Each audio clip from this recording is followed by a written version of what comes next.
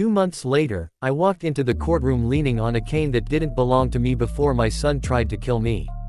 Henry sat beside me in a wheelchair. His hair had gone completely white since the fall, as if the truth had aged him 20 years in one night.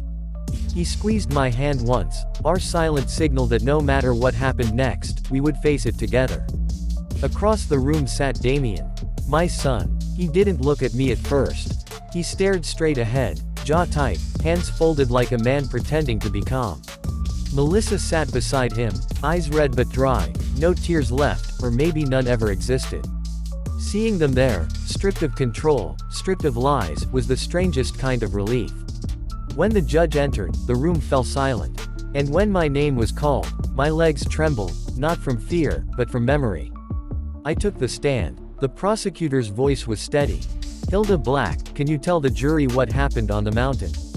I looked directly at Damien for the first time. He flinched. So I told them everything.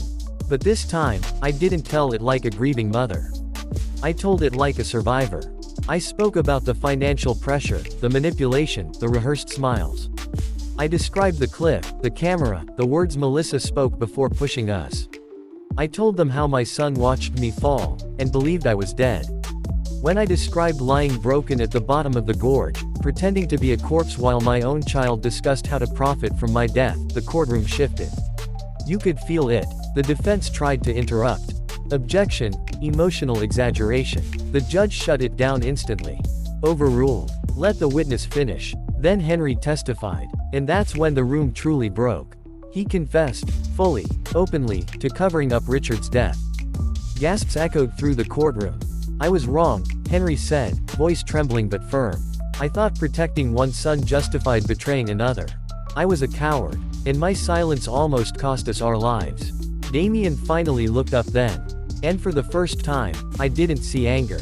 I saw fear. When the recording was played, the one from the mountain, Melissa covered her mouth. Damien shook his head over and over, whispering, "No, no, no." But the truth doesn't stop once it's released. The prosecutor rested. The defense called Damien to the stand. Big mistake. He tried to cry, tried to explain, tried to paint himself as a desperate man crushed by debt and circumstance. But then the prosecutor asked one question. "Mr. Black, when you believed your parents were dead, why didn't you call for help immediately?" Damien froze. Silence stretched. "I was injured," he stammered. The prosecutor leaned in. "Yet you managed to rehearse a story, coordinate details with your wife, and discuss inheritance logistics. Is that correct?" Damien broke. He shouted. He blamed Melissa. He blamed Richard. He blamed Henry. He blamed me. And with every word, the jury watched a man destroy himself. The verdict came faster than anyone expected. Guilty on all counts. Second-degree murder for Richard. Attempted murder. Financial fraud. Conspiracy. Melissa collapsed sobbing. Damien screamed as officers restrained him. I didn't cry. I felt something better. Finality. Prison didn't change Damien. That truth arrived quietly, folded inside a letter with my name misspelled on the envelope. I hadn't planned on reading anything from him. But curiosity, dangerous, human curiosity, won. I opened it at the kitchen table while the grandchildren were outside playing. There was no apology, no remorse, just blame.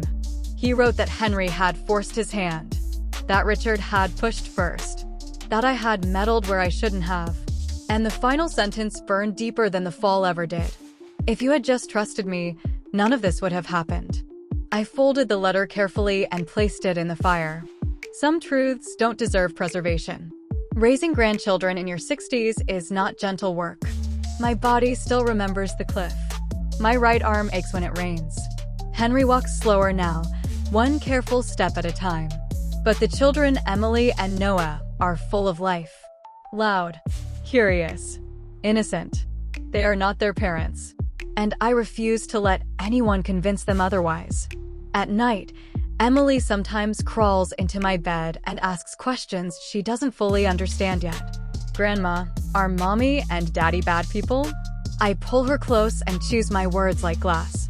They made very bad choices, I tell her. But that doesn't mean you will. That answer seems to satisfy her for now. Henry struggles more than I do. Guilt doesn't fade just because justice happens.